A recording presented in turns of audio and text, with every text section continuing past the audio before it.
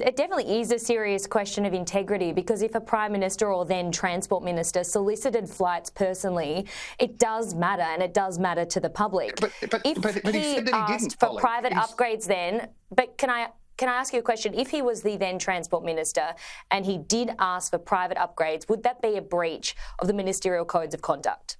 He's declared everything. Like, the only reason that you are able to ask questions about this is that the bloke scrupulously, carefully declared everything at every occasion, and done the right thing over 22 years. 22 years.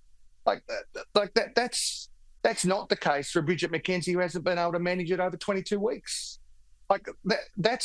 There's no question. If you want to put Anthony Albanese's integrity up against the team that supported Scott Morrison all through the last miserable 3 or 4 years of the Morrison government, be our guest. I mean, if it's an integrity competition, we are absolutely up for that. The question here is, has everything been done within the rules? Answer's yes. The question has then gone on to be, well, did the Prime Minister ask for any of these? The answer's no.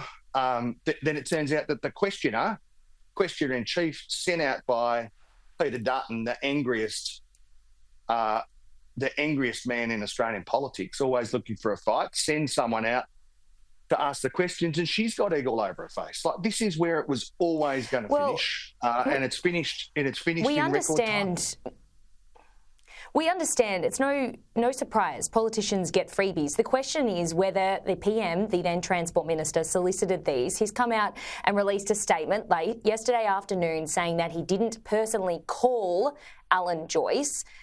It's very carefully worded. It doesn't say that he never contacted. There's other forms of communication: text message, in-person conversation, email, or other senior executives. He didn't wipe that clear either. He said that he didn't personally call Alan Joyce. It's the second day that the Prime Minister hasn't fronted the media. Why is that? Do we need to see him stand up and clear the air now, put an end to this? We're all sick of talking about it, but Anthony Albanese hasn't really put a full stop to this. Well, he certainly has. He's answered those questions. I mean, the next round of questions will be, did he communicate in Morse code, in semaphore, through the medium of sign language? Did he see someone in the street and wave at them? Like, honestly, it becomes more and more ridiculous. But in contradistinction to that, you've got the people who are running the smear job with egg all over their face already. It's only Thursday. And you've got a Prime Minister who's focused on the issues that matter for Australians. Like what the approach on the cost of living, tax cuts for every single Australian wage earner, relief that has actually been part of making sure inflation is falling. A discipline in distinction to the last crowd who talked about budget surpluses but never delivered one. 2 back-to-back budget surpluses that have put downward pressure on inflation, and through that downward pressure on interest rates. Like, actually the serious issues, national security, like all of these questions, that's what the Prime Minister is focused on. And Peter Dutton, who should be assembling a plan that could convince the Australians that he's not a risk for future investment, which he is, that he doesn't have a dodgy plan for nuclear reactors that isn't well thought through. That's his job. He should be focused on it, but he's back to the old politics of anger and rancour and hyper-partisanship, just like Scott Morrison. Okay, Tim, I won't keep going on about Qantas, even though I feel we have many questions still to be answered there. But I must talk to you about this because this is your realm, and we'll finish off on a lighter note. In other news, let's talk about this, a future made in Australia. There's now a plan to use Australian steel for investments into new energy infrastructure with a focus on regional communities. You're very much involved in this, of course. How much steel will be needed for the transition to net zero? There's many hundreds of thousands of tonnes of Australian steel required, for example, in the wind sector.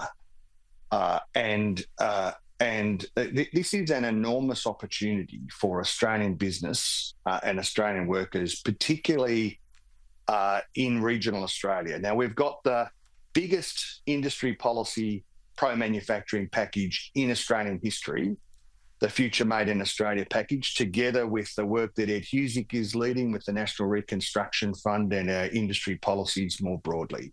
My job is to work with local communities and work with the engineering sector and the steel industry, together with the developers and business in the renewable area, and make sure that we're matching up those opportunities and we're building opportunities for Australian steel. It's the approach that the Albanese government took, for example, in rail manufacturing, working carefully with the states and the engineering companies in rail manufacturing to deliver a result now, or where we're continuing to work closely with the states. All of the states and territories that build railway, that build trains and carriages, are building them here in Australia.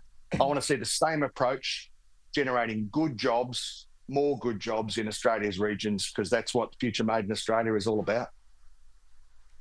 Okay, we do have to wrap things up. We've had a decent conversation there. Assistant Trade Minister Tim Ayres, thanks for your time today. See you later.